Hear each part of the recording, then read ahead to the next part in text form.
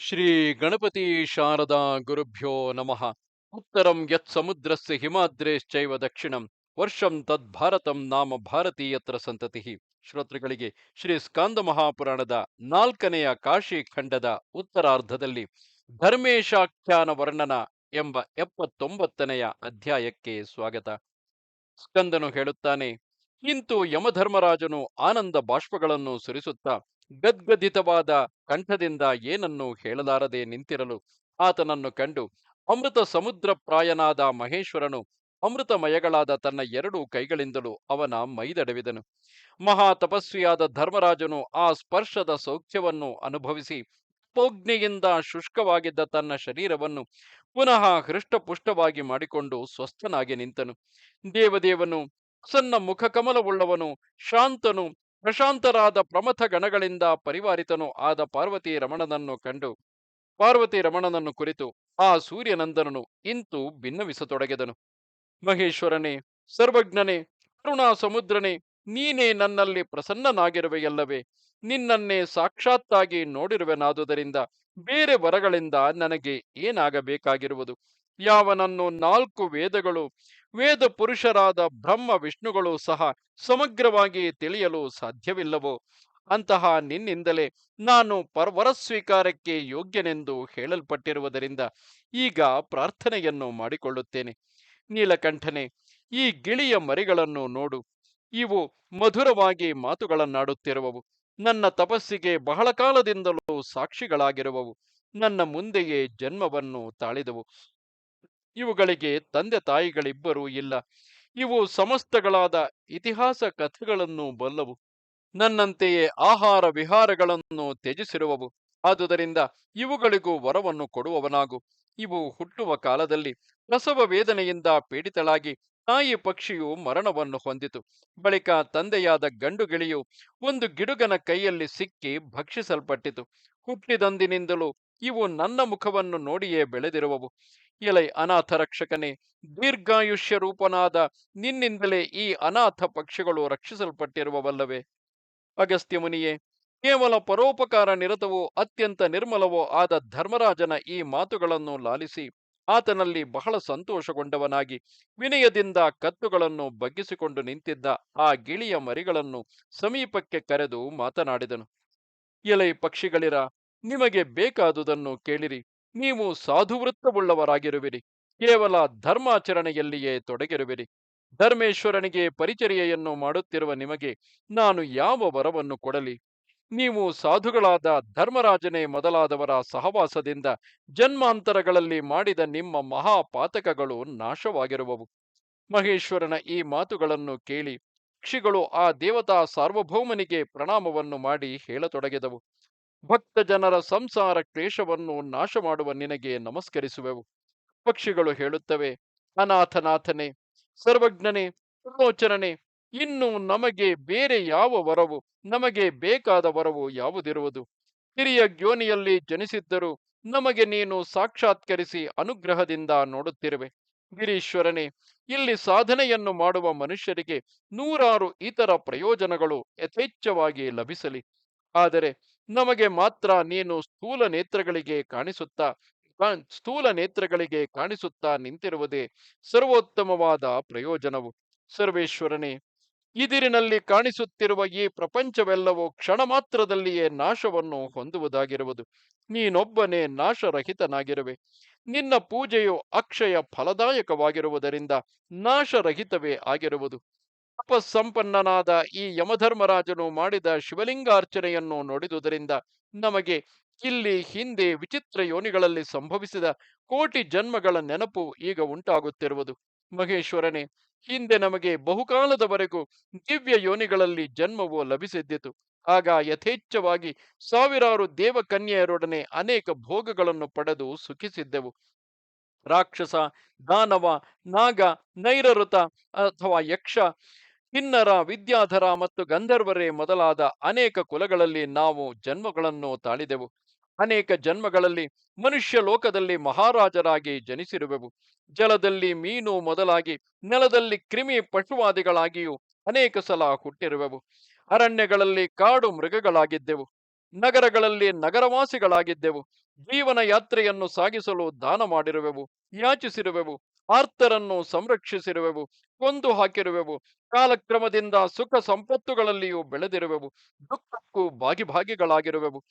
ಯುದ್ಧಾದಿಗಳಲ್ಲಿ ಜಯವನ್ನು ಪಡೆದಿರುವೆವು, ಪರಾಜಯವನ್ನು ಅನುಭವಿಸಿರುವೆವು, ವೇದಶಾಸ್ತ್ರಗಳ ಅಧ್ಯಯನಗಳನ್ನು ಮಾಡಿರುವೆವು. ಆದರೂ ನಾವು ಕೇವಲ ಮೂರ್ಖರಾಗಿಯೇ ಜನಿಸಿರುವೆವು. ಅನೇಕ ಬಾರಿ ಸ್ವಾಮಿಗಳಾಗಿಯೂ ಸೇವಕರಾಗಿಯೂ ಇದ್ದೆವು. ಜರಾಯುಜ, ಸ್ವೇದಜ, ಅಂಡಜ ಮತ್ತು ಉದ್ಭಿಜ್ಜಗಳೆಂಬ 4 ವಿಧ ಪ್ರಾಣಿಗಳ ಮಧ್ಯದಲ್ಲಿಯೂ ಸತ್ವ ರಜಸ್ತಮೋ ಗುಣಗಳ ಪ್ರಾಚುರ್ಯದಿಂದ ಕ್ರಮವಾಗಿ ಉತ್ತಮ, ಮಧ್ಯಮ ಮತ್ತು ಅಧಮ ವ್ಯಾಪಾರಗಳನ್ನು ನಡೆಸಿರುವೆವು. ಶಂಭುವೆ, ಇಂತು ಅಸಂಖ್ಯಾಕಗಳಾದ ಜನ್ಮಗಳನ್ನು ಪಡೆದಿದ್ದರೂ ಎಲ್ಲಿಯೂ ಮನಸ್ಥೈರ್ಯವನ್ನು ಹೊಂದಲಾಗಲಿಲ್ಲ. ಈ ಜನ್ಮದಿಂದ ಮತ್ತೊಂದು, ಅದರಿಂದ ಮಗದೊಂದು, ಹೀಗೆಯೇ ಜನ್ಮಗಳು ನಡೆದು ಬಂದಿರುವವು. ಓ ಪಿನಾಕಪಾಣಿಯೇ, ತ್ರಿನೇತ್ರಿಣೆ, ಯಾವ ಜನ್ಮದಲ್ಲಿಯೂ ಸ್ವಲ್ಪ ಕಾಲವಾದರೂ ಸುಖಲೇಶವನ್ನು ಪಡೆಯಲಿಲ್ಲ. ಈ ಜನ್ಮದಲ್ಲಿ ನಮ್ಮ ಪುಣ್ಯದ ಫಲವಾಗಿಯೋ ಎಂಬಂತೆ ಧರ್ಮೇಶ್ವರನ ದರ್ಶನ ಲಾಭದಿಂದಲೂ ಸೂರ್ಯಪುತ್ರನಾದ ಈತನ ತಪೋಗ್ನಿಯ ಜ್ವಾಲೆಗಳಿಂದ ನಮ್ಮ ಪಾತಕಗಳೆಲ್ಲವೂ ಭಸ್ಮವಾಗಿರುವುದರಿಂದಲೂ ಸ್ಥೂಲ ನೇತ್ರಗಳಿಂದಲೇ ನಿನ್ನನ್ನು ನೋಡಿ ಕೃತಾರ್ಥತೆಯನ್ನು ಪಡೆಯುವುದರಲ್ಲಿ ಸಂಶಯವಿಲ್ಲ. ಹಿರಿಯ ಯೋನಿಯಲ್ಲಿ ಜನಿಸಿದವುಗಳು ದೀನಗಳು, ಅನುಕಂಪಾರ್ಹಗಳು ಆದ ನಮಗೆ ನೀನು ವರವನ್ನೇ ಕೊಡುವೆಯಾದರೆ ನಮಗೆ ಜ್ಞಾನವನ್ನು ಅನುಗ್ರಹಿಸು. ತ್ರಿಗುಣಾತ್ಮಕವಾದ ಪ್ರಕೃತಿಯ ಪಾಶಗಳು ನಮ್ಮನ್ನು ಬಂಧಿಸಿ ನಮ್ಮಂತಹ ಸಾಧಾರಣ ಜೀವರಿಗೆ ದುರ್ಭೇದ್ಯವಾಗಿ ಕೈಗೊಂಬೆಗಳಂತೆ ನಮ್ಮನ್ನು ಆಡಿಸುತ್ತಿರುವವು. ಪ್ರಕೃತಿ ಬಂಧನ ರೂಪವಾದ ಆ ಸಂಸಾರದಿಂದ ಮೋಕ್ಷವನ್ನು ಪಡೆಯಲು ಯಾವ ಜ್ಞಾನವು ಕಾರಣವಾಗಿರುವುದೋ ಅದನ್ನು ನಮಗೆ ಅನುಗ್ರಹಿಸು. ಶಂಭುವೆ, ನಾವು ಮಹೇಂದ್ರನ ಪದವಿಯನ್ನಾಗಲಿ ಚಂದ್ರಲೋಕವನ್ನಾಗಲಿ ಮತ್ತೆ ಬೇರೆ ಯಾವುದನ್ನಾಗಲಿ ಅಪೇಕ್ಷಿಸುವುದಿಲ್ಲ. ಆದರೆ ಕಾಶಿ ಕ್ಷೇತ್ರದಲ್ಲಿ ದೇಹತ್ಯಾಗವು ಪುನರ್ಜನ್ಮವನ್ನು ನಾಶ ಮಾಡುವುದೆಂದು ಕೇಳಿರುವೆವು. ಆದುದರಿಂದ ಅದನ್ನು ಮಾತ್ರವೇ ಅಪೇಕ್ಷಿಸುತ್ತಿರುವೆವು. ಮಲಯ ಪರ್ವತದಲ್ಲಿ ಚಂದನ ವೃಕ್ಷಗಳ ಮೇಲೆ ಬೀಸುವ ಗಾಳಿಯ ಸಂಪರ್ಕದಿಂದ ಇತರ ವೃಕ್ಷಗಳು ಸುವಾಸನಾಯುಕ್ತಗಳೇ ಆಗುವಂತೆ ಸರ್ವಜ್ಞನಾದ ನಿನ್ನ ಸಾನ್ನಿಧ್ಯದಲ್ಲಿ ನಿಂತಿರುವುದರಿಂದ ನಾವು ಸಮಸ್ತವನ್ನು ತಿಳಿದವರಾಗಿರುವೆವು.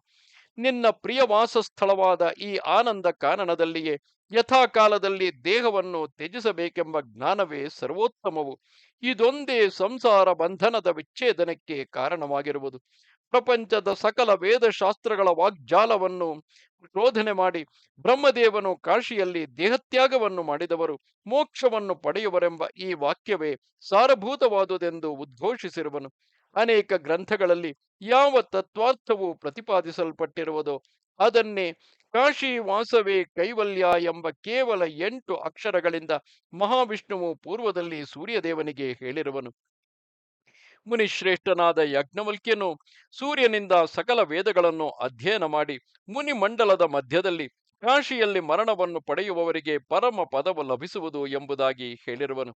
ಸರ್ವೇಶ್ವರನಾದ ನೀನು ಹಿಂದೆ ಮಂದರ ಪರ್ವತದಲ್ಲಿ ಲೋಕಜನನಿಯಾದ ಪಾರ್ವತೀದೇವಿಯನ್ನು ಕುರಿತು ಈ ಕಾಶಿಯೇ ಮೋಕ್ಷಕ್ಕೆ ಕಾರಣವಾದ ಪುಣ್ಯಭೂಮಿ ಎಂದು ನಿರೂಪಿಸಿರುವೆ. ಶಂಭುವೆ, ಕೃಷ್ಣದ್ವೈಪಾಯನ ಮುನಿಯು ಹೀಗೆಯೇ ಹೇಳುತ್ತಿರುವುದರಿಂದ ಇದು ಸುಳ್ಳಲ್ಲವು. ಎಲ್ಲಿ ವಿಶ್ವೇಶ್ವರನು ಸಾಕ್ಷಾತ್ತಾಗಿ ನೆಲೆಸಿರುವನೋ ಅಲ್ಲಿ ಅಡಿಗಡಿಗೂ ಮುಕ್ತಿಯು ಸಿದ್ಧವಾಗಿರುವುದು. ತೀರ್ಥಕ್ಷೇತ್ರದಲ್ಲಿ ಕಾಮ್ಯ ಕರ್ಮ ಸನ್ಯಾಸಗಳನ್ನು ಮಾಡಿದವರು ಬಹಳ ಕಾಲದಿಂದ ಇರುವವರು ಆದ ಲೋಮಶನೆ ಮುಂತಾದ ಇತರ ಮಹರ್ಷಿಗಳು ಕಾಶಿಯೇ ಮೋಕ್ಷ ಪ್ರಕಾಶಿನಿಯೋ ಎಂಬುದಾಗಿ ಹೇಳುತ್ತಿರುವರು. ಎಲೈ ಮಹಾದೇವನೇ, ಯಾವ ನಿನ್ನ ಈ ಆನಂದ ಕಾರಣದಲ್ಲಿ ದೇವ ನದಿಯಾದ ಗಂಗೆಯು ಪ್ರವಹಿಸುತ್ತಿರುವುದೋ ಆ ಪ್ರದೇಶವೇ ಮೋಕ್ಷ ಪ್ರಾಪಕವೆಂಬ ಶಾಸ್ತ್ರ ಸಿದ್ಧಾಂತವನ್ನು ನಾವು ಚೆನ್ನಾಗಿ ಬಲ್ಲೆವು. ಧರ್ಮೇಶ್ವರನ ಅನುಗ್ರಹದಿಂದ ನಾವು ಸ್ವರ್ಗ, ಮರ್ತ್ಯ, ಪಾತಾಳ ಲೋಕಗಳೆಲ್ಲವೂ ಹಿಂದೆ ನಡೆದುದನ್ನು, ಪಾತಾಳ ಲೋಕಗಳಲ್ಲೆಲ್ಲವೂ ಹಿಂದೆ ನಡೆದುದನ್ನು, ಈಗ ನಡೆಯುತ್ತಿರುವುದನ್ನು, ಮುಂದೆ ನಡೆಯಲಿರುವುದನ್ನು ಅಮೂಲಾಗ್ರವಾಗಿ ತಿಳಿದಿರುವೆವು. ಆದುದರಿಂದ ಬ್ರಹ್ಮದೇವನು ಹೇಳಿದುದು, ವಿಷ್ಣುವು ಹೇಳಿದುದು, ಮಹರ್ಷಿಗಳು ಹೇಳಿದುದು, ನೀನು ಹೇಳಿದುದು ಎಲ್ಲವೂ ಒಂದೇ ಸಿದ್ಧಾಂತವೆಂಬ ವಿಷಯವನ್ನು ನಾವು ಬಲ್ಲೆವು. ಧರ್ಮಪೀಠವನ್ನು ಸೇವನೆ ಮಾಡಿದುದರ ಫಲವಾಗಿ ಈ ಬ್ರಹ್ಮಾಂಡ ಮಂಡಲವೆಲ್ಲವೂ ಅಂಗೈಯೊಳಗಿನ ನೆಲ್ಲಿಯ ಕಾಯಿಯಂತೆ ನಮಗೆ ನಿಸ್ಸಂಶಯವಾಗಿ ತಿಳಿದಿರುವುದಲ್ಲದೆ ಬಾಯಿ ಮಾತುಗಳಿಂದಲೂ ವರ್ಣಿಸಲು ಸಾಧ್ಯವಾಗಿರುವುದು. ಸರ್ವೇಶ್ವರನೇ, ನಾವು ತಿರಿಯ ಯೋನಿಯಲ್ಲಿ ಜನ್ಮವನ್ನು ಪಡೆದಿದ್ದರೂ ಈ ಧರ್ಮರಾಜನ ತಪಸ್ಸಿನ ಪ್ರಭಾವದಿಂದ ನಿಶ್ಚಯವಾಗಿಯೂ ಸಕಲ ಜ್ಞಾನದ ಭಂಡಾರಗಳಾಗಿಯೇ ಪರಿಣಾಮವನ್ನು ಹೊಂದಿರುವೆವು. ಸುಶ್ರಾವ್ಯವು, ಮೃದುವು, ಸತ್ಯ ಸಹಿತವು, ಸ್ವತಃ ಪ್ರಮಾಣವು, ಸಂಸ್ಕಾರ ಸಹಿತವು, ಮನಸ್ಸಿಗೆ ಹಿತವು, ಮಿತವು, ದೃಷ್ಟಾಂತದಿಂದೊಡಗೂಡಿದುದು ಆದ ಈ ವಾಗ್ಜಾಲವನ್ನು ಪಕ್ಷಿಗಳ ಮುಖಗಳಿಂದ ಕೇಳಿ ಆ ಮಹಾದೇವನು ಅತ್ಯಂತ ವಿಸ್ಮಯಗೊಂಡು ಧರ್ಮಪೀಠದ ಮಹಾತ್ಮ್ಯವನ್ನು ಬಹುವಿಧವಾಗಿ ವರ್ಣಿಸಿದನು. ಮೂರು ಲೋಕಗಳನ್ನೊಳಗೊಂಡ ಬ್ರಹ್ಮಾಂಡವೆಂಬ ನಗರದಲ್ಲಿ ಕಾಶಿ ಕ್ಷೇತ್ರವೇ ನನಗೆ ಅರಮನೆಯಾಗಿರುವುದು. ಅದರಲ್ಲಿಯೂ ಮೋಕ್ಷಲಕ್ಷ್ಮಿ ವಿಲಾಸವೆಂಬ ಹೆಸರಿನ ದೇವಾಲಯವೇ ಅನರ್ಘ್ಯ ರತ್ನಗಳಿಂದ ಅಲಂಕೃತವಾದ ನನ್ನ ಯೋಭೋಗ ಸ್ಥಾನವಾಗಿರುವುದು. ಅದೇ ನನಗೆ ಅತ್ಯಂತ ಸೌಖ್ಯವನ್ನು ಕೊಡುವಂತಹ ಪ್ರದೇಶವು. ಈ ದೇವಾಲಯಕ್ಕೆ ಪ್ರದಕ್ಷಿಣೆಗಳನ್ನು ಮಾಡುವ ಪಕ್ಷಿಗಳು, ಸ್ವೇಚ್ಛೆಯಾಗಿ ಆಕಾಶದಲ್ಲಿ ವಿಹರಿಸುತ್ತಿರುವ ಗಂಧರ್ವರು, ದೇವತಾ ಗಣಗಳು ಮೋಕ್ಷ ಸಾಮ್ರಾಜ್ಯಕ್ಕೆ ಭಾಗಿಗಳಾಗುವರು. ಮೋಕ್ಷಲಕ್ಷ್ಮಿ ವಿಲಾಸವೆಂಬ ಪ್ರಾಸಾದವನ್ನು ನೋಡುವ ಮಾತ್ರದಿಂದಲೇ ಬ್ರಹ್ಮಹತ್ಯೆ ಎಂಬ ಮಹಾಪಾತಕವು ಮನುಷ್ಯನ ಶರೀರವನ್ನು ಬಿಟ್ಟು ಓಡಿ ಹೋಗುವುದು. ಇದರಲ್ಲಿ ಸಂಶಯವಿಲ್ಲವು. ಮೋಕ್ಷಲಕ್ಷ್ಮಿ ವಿಲಾಸ ದೇವಾಲಯದ ಕಳಶವನ್ನು ಯಾರು ನೋಡುವರೋ ಅವರನ್ನು ಅಷ್ಟೈಶ್ವರ್ಯಗಳೆಂಬ ಕಳಶಗಳು ಹೆಜ್ಜೆ ಹೆಜ್ಜೆಗೂ ಹಿಂಬಾಲಿಸುತ್ತಾ ಎಂದಿಗೂ ಎಡಬಿಡದಿರುವವು. ಎಷ್ಟು ದೂರದಿಂದಲೇ ಆಗಲಿ ಯಾರು ನನ್ನ ದೇವಾಲಯ ಗೋಪುರದ ಮೇಲಿನ ಪತಾಕೆಯನ್ನು ತಮ್ಮ ದೃಷ್ಟಿಗೆ ವಿಷಯವನ್ನಾಗಿ ಮಾಡಿಕೊಳ್ಳುವರೋ ಅವರು ನಿತ್ಯವೂ ನನಗೆ ಪ್ರಿಯರಾದ ಅತಿಥಿಗಳು. ಆನಂದವನವೆಂಬ ಮಹಾವೃಕ್ಷದ ಸರ್ವೋತ್ಕೃಷ್ಟವಾದ ಒಂದು ಅಂಕುರವೇ ಭೂಮಿಯನ್ನು ಭೇದಿಸಿಕೊಂಡು ಬಂದು ಈ ದೇವಾಲಯದ ವ್ಯಾಜದಿಂದ ಕಾಣುತ್ತಿರುವುದರಲ್ಲಿ ಸಂದೇಹವಿಲ್ಲ. ಬ್ರಹ್ಮನು ಮೊದಲುಗೊಂಡು ಸ್ಥಾವರಾಂತಗಳಾದ ಅಸಂಖ್ಯಾತ ಪ್ರಾಣಿಗಳು ಚಿತ್ರಲಿಖಿತಗಳಾಗಿದ್ದರು. ಯಾವ ದೇವಾಲಯದಲ್ಲಿ ನಿತ್ಯವೂ ಅನೇಕ ಉಪಚಾರಗಳಿಂದ ನನ್ನನ್ನೇ ಉಪಾಸನೆ ಮಾಡುತ್ತಿರುವವೋ ಆ ಪ್ರಾಸಾದವೇ ಸಮಸ್ತ ಲೋಕಗಳಲ್ಲಿಯೂ ನನಗೆ ಪರಮಾನಂದವನ್ನು ಉಂಟು ಮಾಡುವ ಸ್ಥಾನವು. ಅದೇ ನನ್ನ ಮನೋಹರವಾದ ಕ್ರೀಡಾ ಭವನವು. ಇದೇ ನನಗೆ ವಿಶ್ವಾಸಪಾತ್ರವಾದ ಭೂಮಿಯು. ನಾನು ಸರ್ವವ್ಯಾಪಿಯಾಗಿದ್ದರೂ ಈ ದೇವಾಲಯವು ನನಗೆ ಅತಿಶಯಿತವಾದ ನೆಲವನೆಯಾಗಿರುವುದು. ಸರ್ವೋತ್ತಮವಾದ ಉಪನಿಷದ್ ವಾಕ್ಯಗಳು ನನ್ನನ್ನು ಪರಬ್ರಹ್ಮವೆಂದು ರೂಪರಹಿತವೆಂದು ವರ್ಣಿಸಿರುವುದು ನಿಜವೇ. ಆದರೂ ಭಕ್ತರಲ್ಲಿ ನನಗಿರುವ ಅಭಿಮಾನ ವಶದಿಂದ ಅವರನ್ನು ಅನುಗ್ರಹಿಸುವುದಕ್ಕಾಗಿಯೇ ನಾನು ಅನೇಕ ರೂಪಗಳನ್ನು ಧರಿಸುತ್ತಿರುವೆನು. ಈ ಪ್ರಾಸಾದಕ್ಕೆ ದಕ್ಷಿಣ ದಿಕ್ಕಿನಲ್ಲಿ ಮೋಕ್ಷವೆಂಬ ಐಶ್ವರ್ಯದ ನೆಲೆಮನೆಯಾದ ನನ್ನ ಒಂದು ಮಂಟಪವಿರುವುದು. ಅಲ್ಲಿ ನಾನು ಯಾವಾಗಲೂ ಸನ್ನಿಹಿತನಾಗಿರುವೆನು. ಅದೇ ನನ್ನ ಸಭಾಮಂಟಪವಾಗಿರುವುದು. ಯಾವನು ಅಲ್ಲಿ ಅರ್ಧ ನಿಮಿಷದ ಕಾಲವಾದರೂ ನಿಶ್ಚಂಚಲವಾದ ಮನಸ್ಸಿನಿಂದ ನಿಂತಿರುವನೋ ಅವನು ನಿಜವಾಗಿಯೂ 100 ವರ್ಷದವರೆಗೂ ಯೋಗಾಭ್ಯಾಸವನ್ನು ಮಾಡಿದವನೆಂದು ತಿಳಿಯಬೇಕು. ಆ ಸ್ಥಾನವು ಪ್ರಪಂಚದಲ್ಲಿ ನಿರ್ವಾಣ ಮಂಟಪವೆಂದು ಪ್ರಖ್ಯಾತವಾಗಿರುವುದು. ಅಲ್ಲಿ ಕುಳಿತು ಒಂದೇ ರುಕ್ಕನ್ನು ಜಪಿಸಿದರೂ ಸಹ ಮನುಷ್ಯನು 4 ವೇದಗಳನ್ನು ಅಧ್ಯಯನ ಮಾಡಿದ ಫಲವನ್ನು ಪಡೆಯುವನು. ಯಾವ ಮಾನವನೇ ಆಗಲಿ ಈ ಮುಕ್ತಿ ಮಂಟಪದಲ್ಲಿ ಕುಳಿತು ಒಂದು ಪ್ರಾಣಾಯಾಮವನ್ನು ಮಾಡಿದರೂ ಇತರ ಕ್ಷೇತ್ರಗಳಲ್ಲಿ 10,000 ವರ್ಷಗಳವರೆಗೂ ಯಮ ನಿಯಮಾದಿ ಅಷ್ಟಾಂಗ ಸಹಿತವಾದ ಯೋಗಾಭ್ಯಾಸವನ್ನು ಸಮಗ್ರವಾಗಿ ಆಚರಿಸಿದವನಾಗುವನು. ನಿರ್ಮಾಣ ಮಂಟಪದಲ್ಲಿ ಯಾವನು ಒಂದೇ ಸಲ ಷಡಕ್ಷರಿ ಮಂತ್ರವನ್ನು ಜಪಿಸುವನೋ ಅವನಿಗೆ ಮಹಾರುದ್ರವನ್ನು 1,000,000 ಸಲ ಪುರಶ್ಚರಣೆ ಮಾಡಿದ ಪುಣ್ಯವು ಲಭಿಸುವುದು. ಯಾವನು ಗಂಗಾ ನದಿಯಲ್ಲಿ ಮಿಂದು ಶುಚಿರ್ಭೂತನಾಗಿ ನಿರ್ವಾಣ ಮಂಟಪದಲ್ಲಿ ಶತರುದ್ರೀಯವನ್ನು ಜಪಿಸುವನೋ ಅವನನ್ನು ನಿಜವಾಗಿಯೂ ಬ್ರಾಹ್ಮಣ ವೇಷಧಾರಿಯಾದ ಮಹೇಶ್ವರನೆಂದೇ ತಿಳಿಯಬೇಕು. ನನ್ನ ದೇವಾಲಯಕ್ಕೆ ದಕ್ಷಿಣದಲ್ಲಿರುವ ಈ ಮಂಟಪದಲ್ಲಿ ಒಮ್ಮೆ ಬ್ರಹ್ಮಯಜ್ಞವನ್ನು ಮಾಡುವ ಮಾತ್ರದಿಂದಲೇ ಮನುಷ್ಯನು ಬ್ರಹ್ಮಲೋಕವನ್ನು ಪಡೆಯುವುದಲ್ಲದೆ ಪರಬ್ರಹ್ಮ ಸ್ವರೂಪವನ್ನು ಜ್ಞಾಪಿಸಿಕೊಳ್ಳುವನು. ಅಲ್ಲಿ ಯಾವನು ಧರ್ಮಶಾಸ್ತ್ರಗಳನ್ನಾಗಲಿ ಪುರಾಣಗಳನ್ನಾಗಲಿ ಇತಿಹಾಸಗಳನ್ನಾಗಲಿ ಫಲಾಭಿಲಾಷೆ ಇಲ್ಲದೆ ಪಠನ ಮಾಡುವನೋ ಅವನು ನನ್ನ ನಿವಾಸವಾದ ಕೈಲಾಸದಲ್ಲಿಯೇ ಶಾಶ್ವತವಾಗಿ ವಾಸ ಮಾಡುವನು. ಯಾವ ಪುಣ್ಯ ಪುರುಷನು ಸಮಸ್ತ ಇಂದ್ರಿಯಗಳ ಚಾಪಲ್ಯವನ್ನು ದೂರ ಮಾಡಿ ನಿರ್ವಾಣ ಮಂಟಪದಲ್ಲಿ ಒಂದು ಕ್ಷಣ ಮಾತ್ರವಾದರೂ ಏಕಾಗ್ರ ಮನಸ್ಕನಾಗಿ ನಿಲ್ಲುವನೋ ಅವನು ಇತರ ಸ್ಥಳಗಳಲ್ಲಿ ಮಹತ್ತರವಾದ ತಪಸ್ಸನ್ನು ಆಚರಿಸಿದ್ದವನಿಗೆ ಸಮಾನನು. 100 ವರ್ಷಗಳವರೆಗೂ ಇತರ ಕ್ಷೇತ್ರಗಳಲ್ಲಿ ವಾಯು ಭಕ್ಷಣವನ್ನು ಮಾಡುವುದರಿಂದ ಯಾವ ಪುಣ್ಯವುಂಟೋ ಆ ಪುಣ್ಯವೇ ದಕ್ಷಿಣ ಮಂಟಪದಲ್ಲಿ ಅರ್ಧ ಗಳಿಗೆಯಷ್ಟು ಮಾತ್ರ ಮೌನದಿಂದಿರಲು ಪ್ರಾಪ್ತವಾಗುವುದು. ಮುಕ್ತಿ ಮಂಟಪದಲ್ಲಿ ಯಾವನು ಗೊಲಗುಂಜಿಯ ಪ್ರಮಾಣದಷ್ಟು ಚಿನ್ನವನ್ನು ದಾನ ಮಾಡುವನೋ ಅವನು ಚಿನ್ನದ ವಿಮಾನದಲ್ಲಿಯೇ ಕುಳಿತು ಸ್ವರ್ಗ ಲೋಕದಲ್ಲಿ ಸ್ವೇಚ್ಛೆಯಾಗಿ ವಿಹರಿಸುತ್ತಿರುವನು. ಯಾವ ದಿವಸದಲ್ಲಿಯೇ ಆಗಲಿ ಯಾವ ಮಾನವನು ಹಗಲಿನಲ್ಲಿ ಉಪವಾಸವನ್ನು ರಾತ್ರಿಯಲ್ಲಿ ಜಾಗರಣೆಯನ್ನು ಮಾಡುತ್ತಾ ಶಿವಲಿಂಗ ಪೂಜೆಯನ್ನು ಮಾಡುವನು. ಅವನು ಸಕಲ ವ್ರತಗಳನ್ನು ಮಾಡಿದ ಪುಣ್ಯಕ್ಕೆ ಭಾಗಿಯಾಗುವನು. ಆ ಮಂಟಪದಲ್ಲಿ ಮಹಾದಾನಗಳನ್ನು ಕೊಟ್ಟವನು, ಮಹಾವ್ರತಗಳನ್ನು ಆಚರಿಸಿದವನು, ಸಮಸ್ತ ವೇದವನ್ನು ಅಧ್ಯಯನ ಮಾಡಿದವನು ಎಂದಿಗೂ ಸ್ವರ್ಗಲೋಕದಿಂದ ಈ ಭೂಲೋಕಕ್ಕೆ ಬಂದು ಪುನಃ ಸಂಸಾರದಲ್ಲಿ ಬೀಳುವುದಿಲ್ಲ.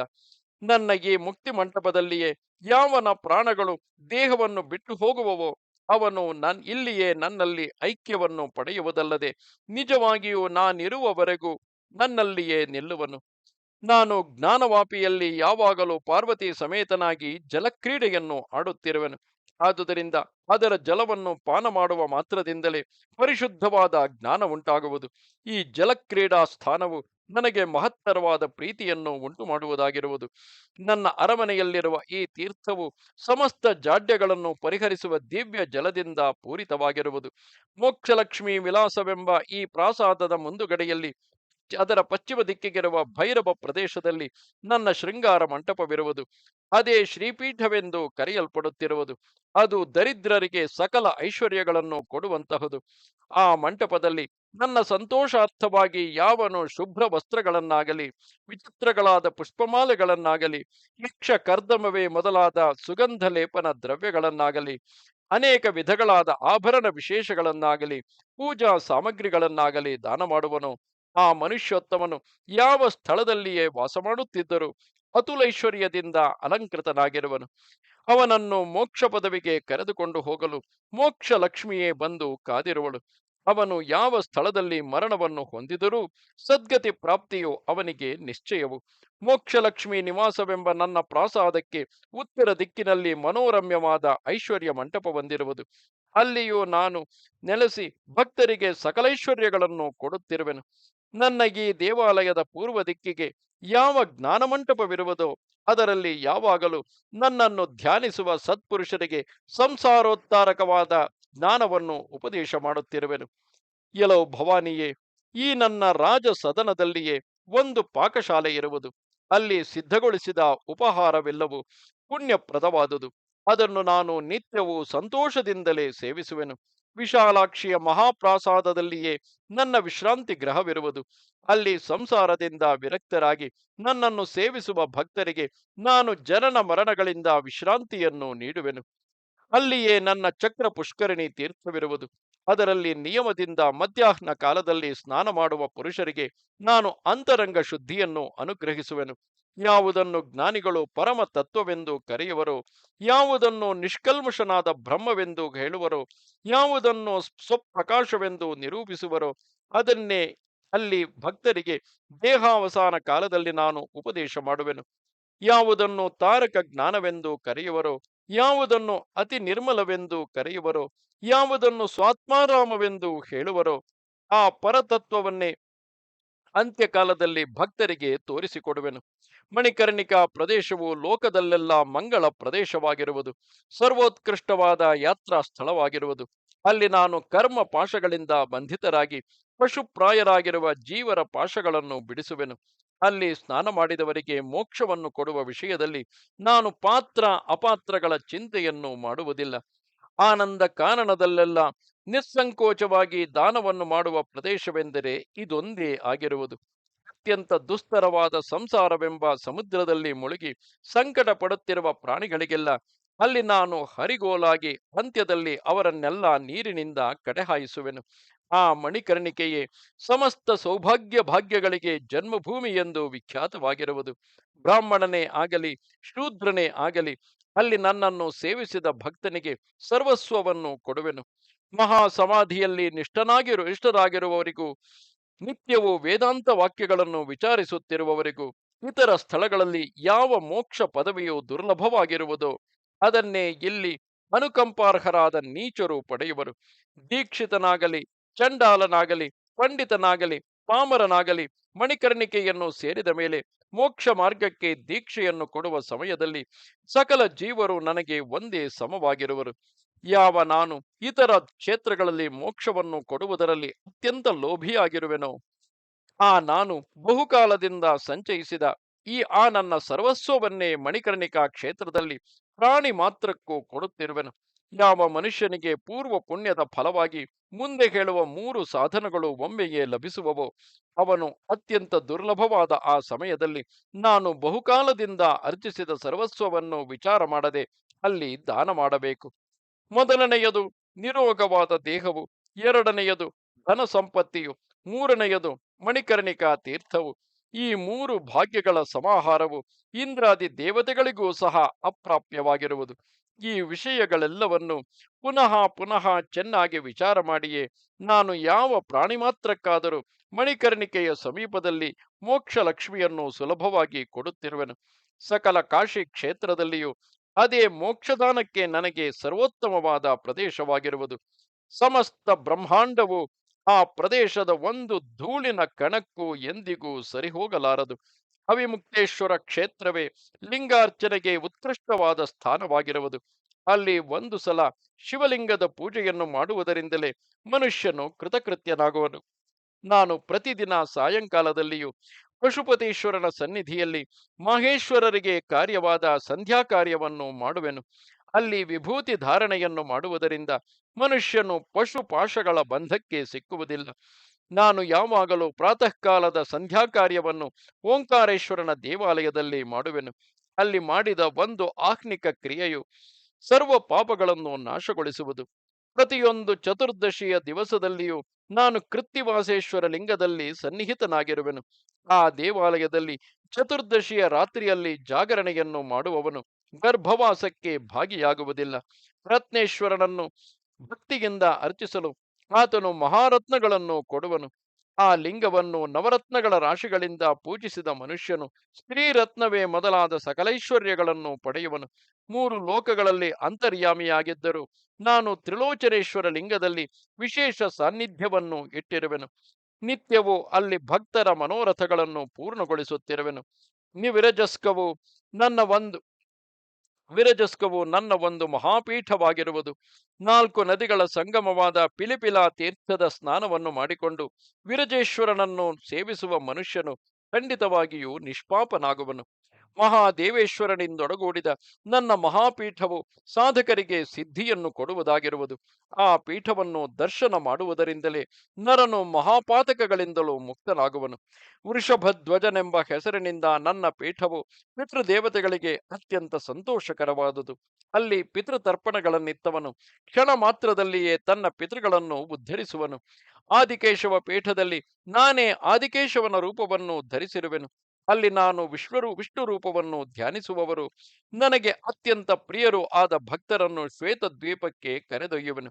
ಅಲ್ಲಿಯೇ ಪಂಚನದ ತೀರ್ಥದ ಸಮೀಪದಲ್ಲಿ ಸಕಲ ಮಂಗಳದಾಯಕವಾದ ಮಂಗಳ ಪೀಠವಿರುವುದು. ಅಲ್ಲಿ ನಾನು ನೆಲೆಸಿ ಭಕ್ತರನ್ನು ಸಂಸಾರ ಸಾಗರದಿಂದ ಕಡೆಹಾಯಿಸುತ್ತಿರುವೆನು. ಪಂಚನದೇಶ್ವರ ಕ್ಷೇತ್ರದಲ್ಲಿ ನಾನು ಬಿಂದುಮಾಧವ ರೂಪದಿಂದ ನೆಲೆಸಿ ವಿಷ್ಣು ಭಕ್ತರಾದ ಜನರನ್ನೆಲ್ಲ ಪಂಚನದ ತೀರ್ಥದಲ್ಲಿ ಮಾಡಿದ ಸ್ನಾನದ ಫಲವಾಗಿ ಮಹಾವಿಷ್ಣುವಿನ ಪರಮ ಪದವಾದ ವೈಕುಂಠಕ್ಕೆ ಕರೆದೊಯ್ಯುವೆನು. ಪಂಚಮುದ್ರವೆಂಬ ಮಹಾಪೀಠದಲ್ಲಿರುವ ವೀರೇಶ್ವರನಿಗೆ ಯಾರು ಸೇವಕರಾಗಿರುವರೋ ಅವರಿಗೆ ಅತ್ಯಲ್ಪ ಕಾಲದಲ್ಲಿಯೇ ಪರಮೋತ್ಕೃಷ್ಟವಾದ ಮೋಕ್ಷ ಪದವಿಯು ದೊರಕುವುದು. ಅದರ ಸಮೀಪದಲ್ಲಿಯೇ ಸಿದ್ಧೇಶ್ವರಿ ಪೀಠವಿರುವುದು. ಅಲ್ಲಿರುವ ಚಂದ್ರೇಶ್ವರನ ಸಮೀಪದಲ್ಲಿ ಸನ್ನಿಧಿ ಸೇವೆಯನ್ನು ಮಾಡುವವರಿಗೆ 6 ತಿಂಗಳ ಕಾಲದಲ್ಲಿಯೇ ಕಾರ್ಯಸಿದ್ಧಿಯಾಗುವುದು. ಕಾಶಿ ಕ್ಷೇತ್ರದಲ್ಲಿ ಯೋಗ ಸಿದ್ಧಿಗಳನ್ನು ಕೈಗೂಡಿಸುವ ಯೋಗಿನಿ ಪೀಠ ಹೊಂದಿರುವುದು. ಅಲ್ಲಿ ಸಾಧನೆಗಳನ್ನು ಮಾಡುತ್ತಿರುವ ಯಾರಿಗೆ ತಾನೇ ಉಚ್ಚಾಟನಾದಿ ಸಿದ್ಧಿಗಳು ಕರಗತಗಳಾಗುವುದಿಲ್ಲ. ಕಾಶಿಯಲ್ಲಿ ಹೆಜ್ಜೆ ಹೆಜ್ಜೆಗೂ ಅಸಂಖ್ಯಾಕಗಳಾದ ಪೀಠಗಳಿರುವವು. ಆದರೆ ಎಲ್ಲವುಗಳಿಗಿಂತಲೂ ಈ ಧರ್ಮೇಶ್ವರ ಪೀಠದಲ್ಲಿ ಅಸದೃಶವಾದ ಒಂದು ಶಕ್ತಿಯು ನೆಲೆಗೊಂಡಿರುವುದು. ಆದುದರಿಂದಲೇ ನನ್ನ ಉತ್ತಮ ಉಪದೇಶವನ್ನು ಕೇಳಿದ ಈ ಗಿಳಿ ಮರಿಗಳು ಸಹ ಪರಿಶುದ್ಧವಾದ ಜ್ಞಾನವನ್ನು ಪಡೆದು ನಮ್ಮನ್ನು ಕಾಪಾಡು ಕಾಪಾಡು ಎಂದು ಮೊರೆಯಿಡುತ್ತಿರುವವು. ಸೂರ್ಯನಂದನನಾದ ಎಲೈ ಧರ್ಮರಾಜನೇ, ಈ ದಿನ ಮೊದಲುಗೊಂಡು ಉತ್ತಮ ತಪೋವನವೆನಿಸಿದ ಈ ಧರ್ಮೇಶ್ವರ ಪೀಠವನ್ನು ನಾನು ಎಂದಿಗೂ ಎಡಬಿಡುವುದಿಲ್ಲ. ಧರ್ಮರಾಜ, ಈ ಗಿಳಿಗಳನ್ನು ನೋಡು. ಇವು ನನ್ನ ಅನುಗ್ರಹದ ಬಲದಿಂದ ದಿವ್ಯವಾದ ವಿಮಾನವನ್ನು ಹತ್ತಿಕೊಂಡು ಮಹೇಶ್ವರಿಯ ಭರಿತವಾದ ನನ್ನ ಪಟ್ಟಣಕ್ಕೆ ಹೊರಟು ಹೋಗುವವು. ಅಲ್ಲಿ ನನ್ನ ಸಹವಾಸದಿಂದ ಸಕಲ ಕಲ್ಮಶಗಳನ್ನು ಕಳೆದುಕೊಂಡು ನಾನು ನಿರೂಪಿಸಿರುವ ದಿವ್ಯ ಜ್ಞಾನವನ್ನು ಪಡೆದು ಕೈಲಾಸದಲ್ಲಿ ಬಹುಕಾಲದವರೆಗೂ ಅನೇಕ ಭೋಗಗಳನ್ನು ಅನುಭವಿಸಿ ಕೊನೆಯಲ್ಲಿ ಯೋಗವನ್ನು ಪಡೆದು ಮೋಕ್ಷವನ್ನು ಪಡೆಯುವವು. ಇಂತೆಂದು ಮಹಾದೇವನು ಹೇಳುತ್ತಿರುವಂತೆಯೇ ಕೈಲಾಸ ಪರ್ವತದ ಶಿಖರವೆಂಬಂತೆ ಥಳಥಳಿಸುತ್ತಿದ್ದ ರುದ್ರ ಕನ್ಯೆಯರಿಂದ ಕೂಡಿದ್ದ ದಿವ್ಯ ವಿಮಾನವೊಂದು ಆಕಾಶದಿಂದ ಇಳಿದು ಬಂದಿತು. ಪರಿಶುದ್ಧಗಳಾದ ಆ ಪಕ್ಷಿಗಳು ದಿವ್ಯ ರೂಪಗಳನ್ನು ತಳೆದು ಧರ್ಮರಾಜನ ಅಪ್ಪಣೆಯನ್ನು ಪಡೆದು ಆ ವಿಮಾನವನ್ನು ಅಧಿರೋಹಿಸಿ ಕೈಲಾಸವನ್ನು ಕುರಿತು ಹೊರಟು ಹೋದವು. ಇಲ್ಲಿಗೆ 81,000 ಶ್ಲೋಕಗಳ ಸಂಹಿತೆಯೆಂದು ಪ್ರಸಿದ್ಧವಾದ ಶ್ರೀ ಸ್ಕಾಂದ ಮಹಾಪುರಾಣದ 4ನೆಯ ಕಾಶಿ ಖಂಡದ ಉತ್ತರಾರ್ಧದಲ್ಲಿ ಧರ್ಮೇಶಾಖ್ಯಾನ ವರ್ಣನವೆಂಬ 29ನೆಯ ಅಧ್ಯಾಯವು ಮುಗಿದುದು. ನಮಸ್ತೆ ಶಾರದೆ ದೇವಿ, ಕಾಶ್ಮೀರ ಪುರವಾಸಿನಿ, ತ್ವಾಮಹಂ ಪ್ರಾರ್ಥೆಯೇ ನಿತ್ಯಂ, ವಿದ್ಯಾದಾನಂಚ ದೇಹಿಮೆ. ನಮಸ್ಕಾರ.